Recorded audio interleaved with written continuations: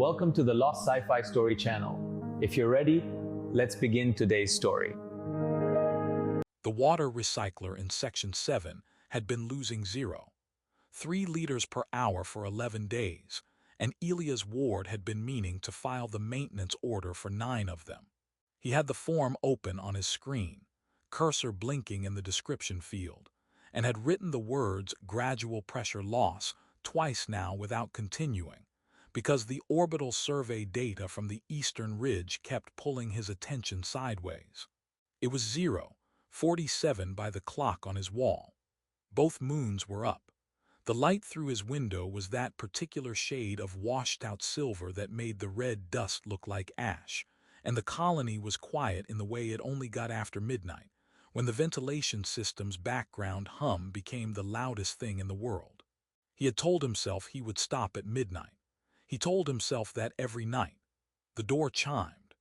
Elias pushed back from his desk with the automatic posture of a man who has learned that late-night interruptions are never good news and have occasionally been catastrophic, and crossed the room running a fast mental inventory of what was most likely to have failed.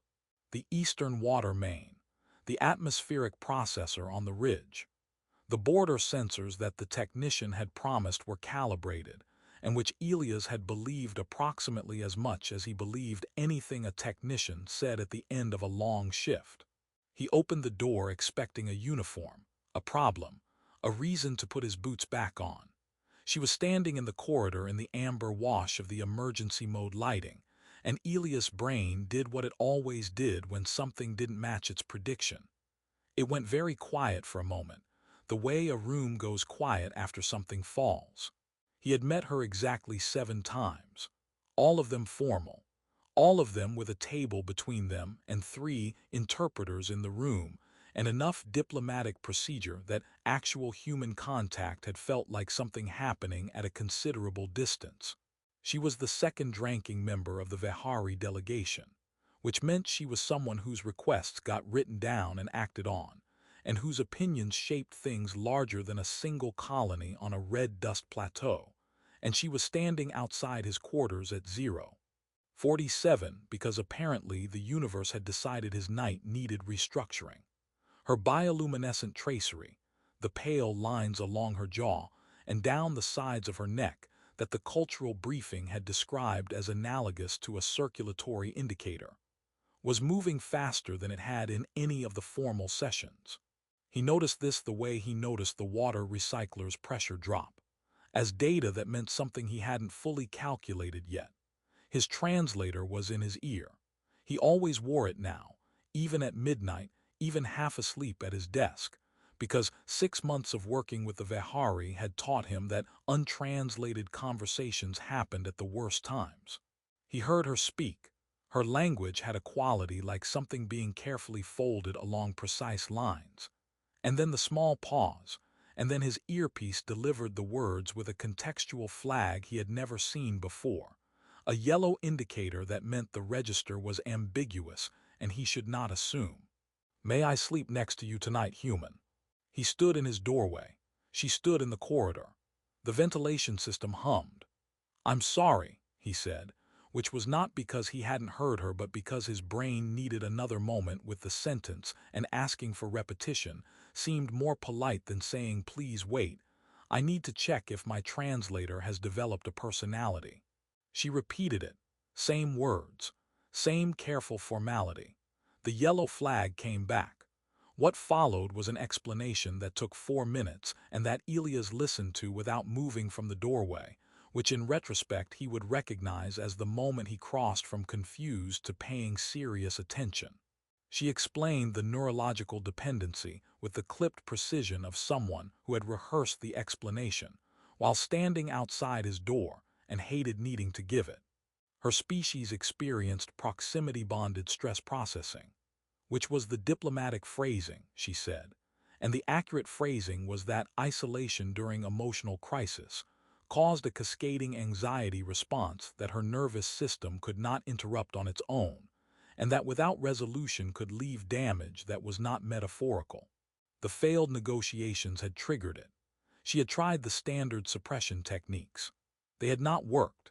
She had considered her options carefully and arrived at his door because human biochemistry did not carry the territorial markers that would cause additional stress response in another Vihari's proximity, which made him, functionally, the safest available option on the planet. "You're telling me," Elias said slowly, "that you need someone to sleep next to, that your own delegation can't help because of biology, and that I am the most medically appropriate person on Veth's landing." "Yes." "And you came to me at 0:47. You had your lights on." He looked at her. Her bioluminescence pulsed its accelerated rhythm.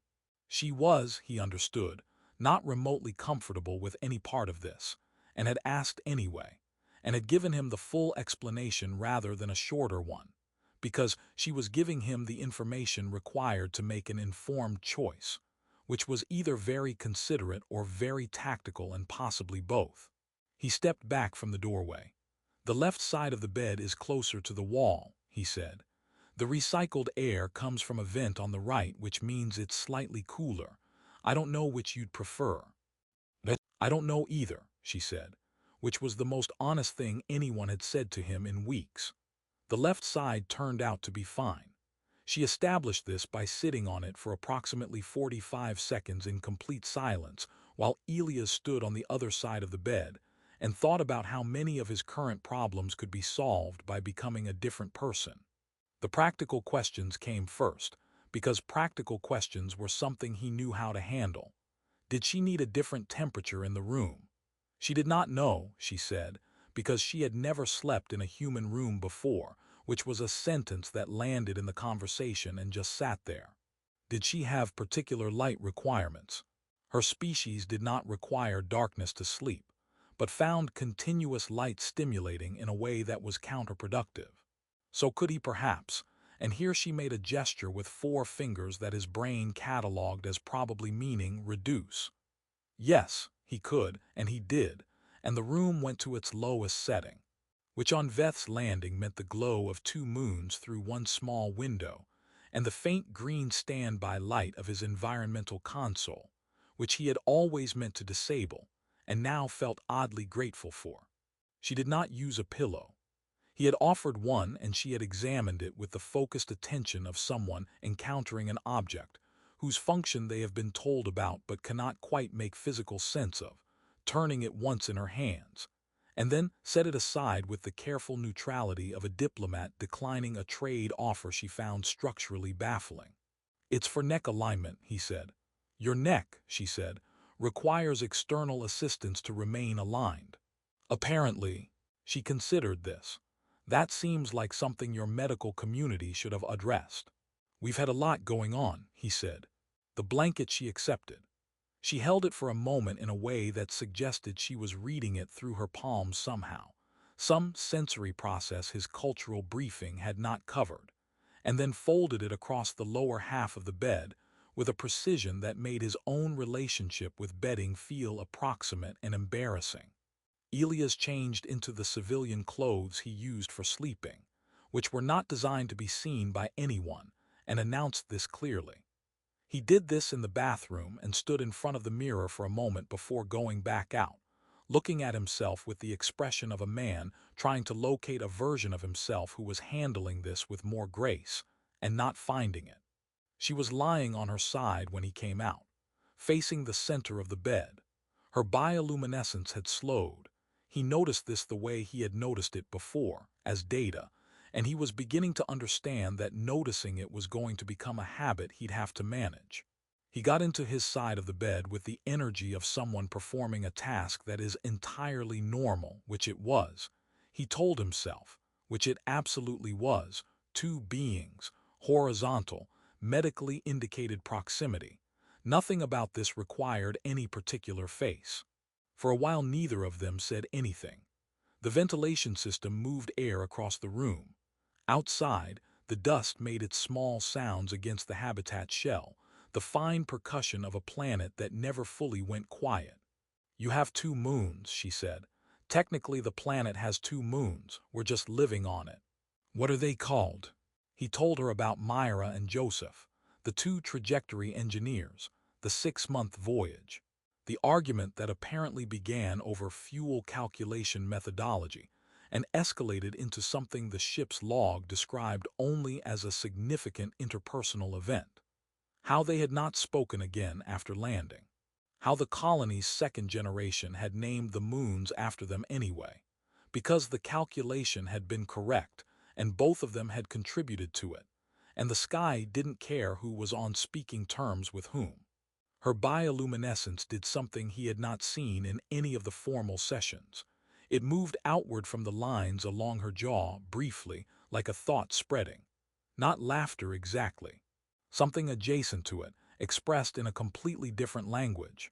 Your people, she said, named celestial bodies after a failed relationship. We named them after a successful calculation. The distinction appears to comfort you more than it should. He opened his mouth and then closed it, because she was right, and he was also fairly sure that was the first joke she had made in his presence, and he did not want to make a large event of it in case he was wrong. The negotiations came up the way difficult things do at that hour, sideways, through an adjacent door. She did not discuss the positions or the formal language that had broken down across the table. She said only that she had watched the collapse happen in real time and had understood its mechanism, and had not been able to stop it because the mechanism lived in a layer of the conversation below the one where her interventions had authority. Both delegations had heard something the other had not intended. The Vihari read a routine administrative phrasing in the settlement authority's proposal as a formal declaration of contested claim, a reading that was technically possible in Vihari diplomatic grammar and catastrophically wrong in context. And by the time the misreading had propagated through both sides of the table, the damage was already social, already emotional, already in the room as a fact. Everyone was so certain, she said.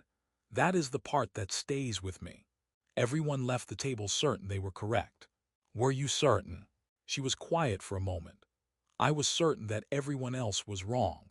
That is not the same thing, but it is not entirely different either. He lay in the dark of a planet with 2 moons and thought about that. The green standby light of the environmental console blinked its slow rhythm. Beside him, separated by a careful and mutually understood distance, her breathing found its register, that slight harmonic quality, 2 frequencies almost together, like a chord being played softly in a room with good acoustics. He listened to it without deciding to. It was the kind of sound that asked nothing of you. He was asleep before he noticed he was falling. Elias became aware of being awake the way you become aware of a sound that has been going on for some time, gradually, and then all at once. The light in the room was wrong. Not wrong exactly, but doubled, coming from 2 angles through the window, which meant both moons were still up, and the planet's sun was also making its case. And the result was that the shadows in his quarters couldn't agree on a direction and had quietly given up. Sayloran Veth was sitting up on the left side of the bed, watching the window with the focused stillness of someone running calculations. The light, she said, without turning, apparently aware through whatever mechanism that he was awake, comes from 3 sources simultaneously for approximately 40 minutes each morning. Yes, he said. Does it bother your people? We stopped noticing it around year 2. She turned and looked at him with her amber eyes, which in the morning light were doing something he had no framework for, and said, "That seems like a loss," in a tone that was not unkind but was not entirely not a verdict either. He decided to take it as a compliment to the planet and sat up. The biographical details of the next 20 minutes were ordinary enough. He made coffee from the unit on his desk, which produced something the manufacturer described as a rich, full-bodied experience, and which Elias had long ago accepted as a description of the coffee the manufacturer wished they were providing. He offered her some. She held the cup and smelled it with an expression he was beginning to catalogue as her version of polite uncertainty. She did not drink it. She set it down with the same careful neutrality she had applied to the pillow. He opened his door at 6:14 to find Vess standing in the corridor.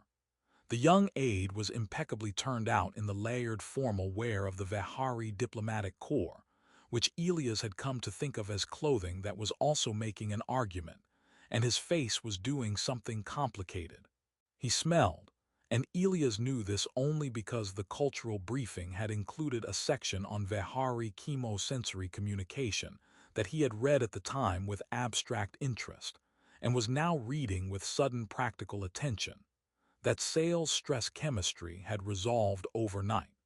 The briefing had described this as an involuntary social signal in Vihari biology, the equivalent of a visible change in expression, which meant Vest had already received the essential information and was currently processing the gap between it and his expectations. Administrator Ward, he said. Vest, Elias said. I ran a locator query at 040. That must have been an interesting result. Vest inhaled very slowly through what the briefing called his secondary olfactory channels, which were located just below his jawline, and which in moments of strong feeling tended to flare slightly. They flared now. The delegate is well, he said. It was not a question.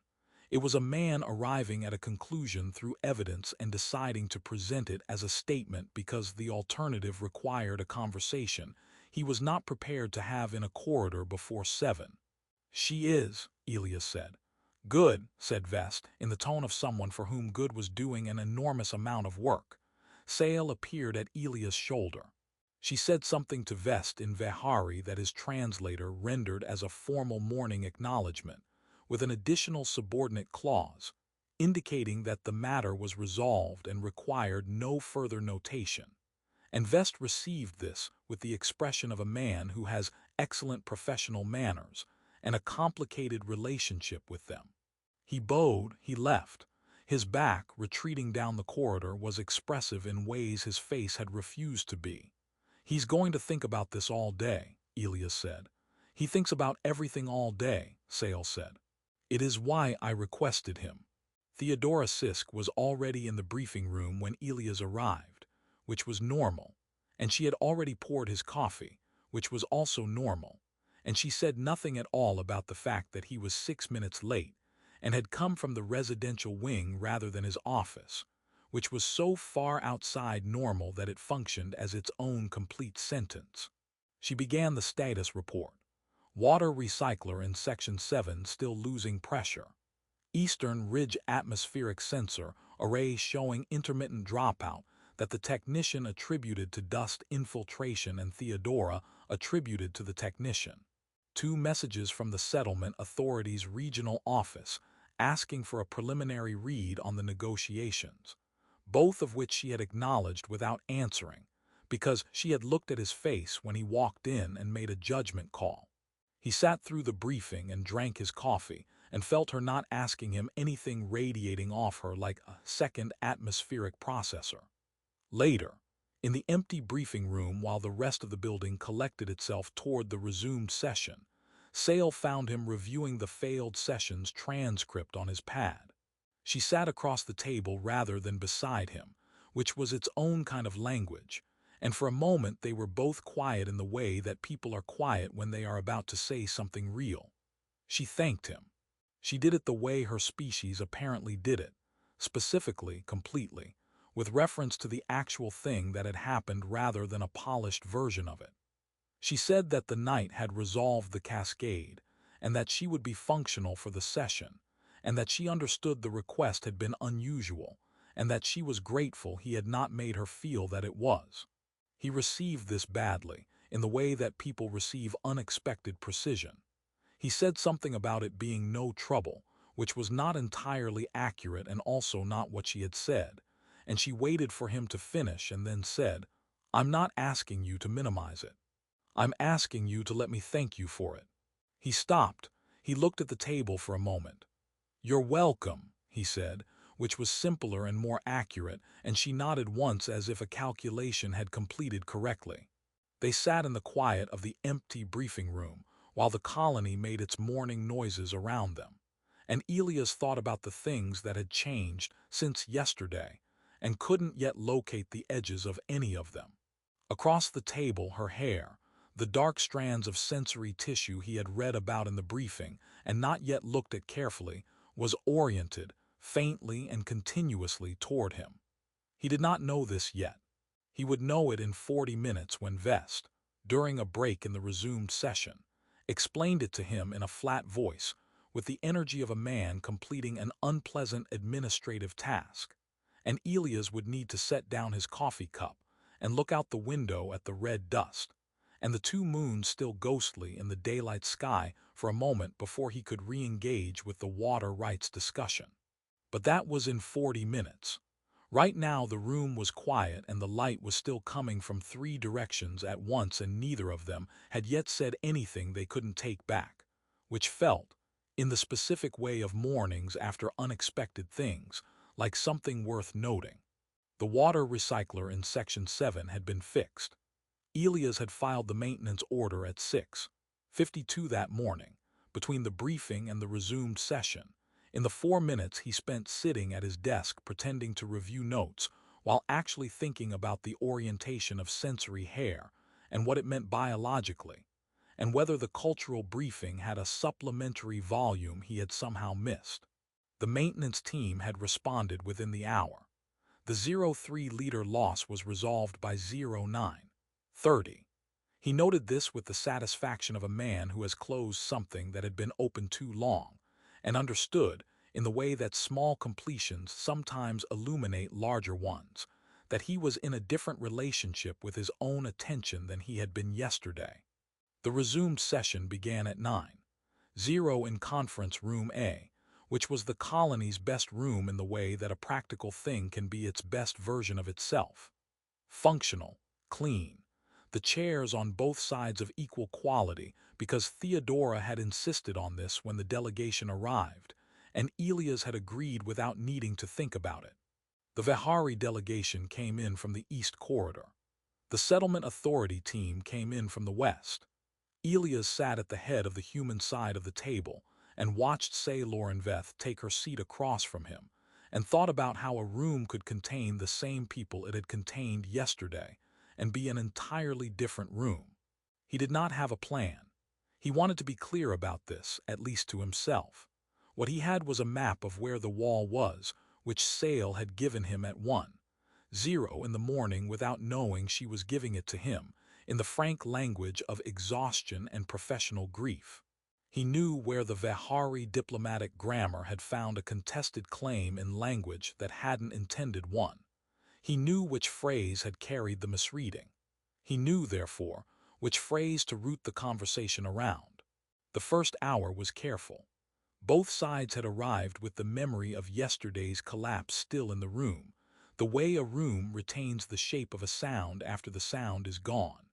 The Vihari lead interpreter, a senior member who wore his formality like a second skeleton, opened with a recalibration statement that was technically neutral and emotionally exhausted, and Theodora, sitting at Elias' left shoulder, answered it with a prepared acknowledgement that committed to nothing and offended no one, which was her particular genius, and why he had kept asking her to stay every time her contract came up for renewal.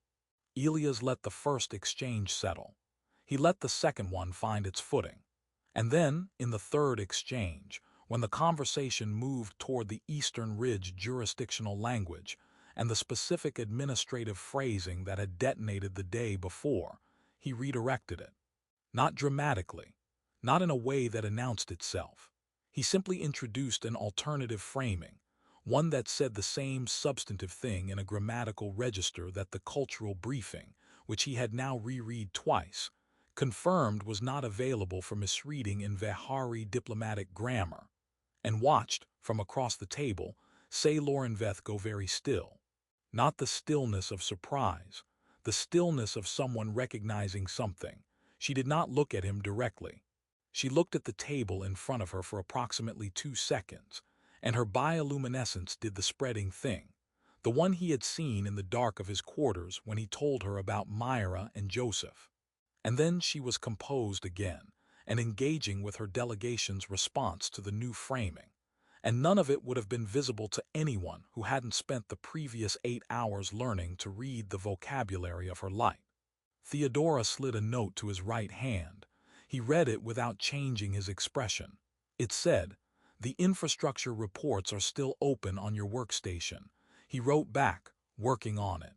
She received this, read it, and poured herself more water with the composure of a woman who had managed 6 years of a human settlement and was not going to be surprised by anything today or possibly ever. The session ran 4 hours.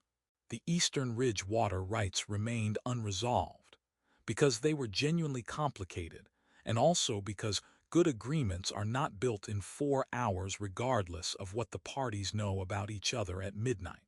But a workable structure emerged, a provisional framework for the next session, a set of agreed terms for the language of the jurisdictional clause, a joint technical working group that the Vehari proposed, and the settlement authority accepted, which was the first thing either side had proposed and had accepted in 2 days, and which the room registered as a change in atmospheric pressure.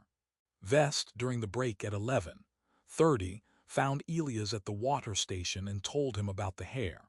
He did it in the flat, informational voice of a man performing an administrative function he had not applied for, explaining that Vehari sensory tissue oriented toward neurological signatures of interest in proximity, that it was involuntary and continuous, and that it had been directed at Elias since Sale entered the residential wing the previous night.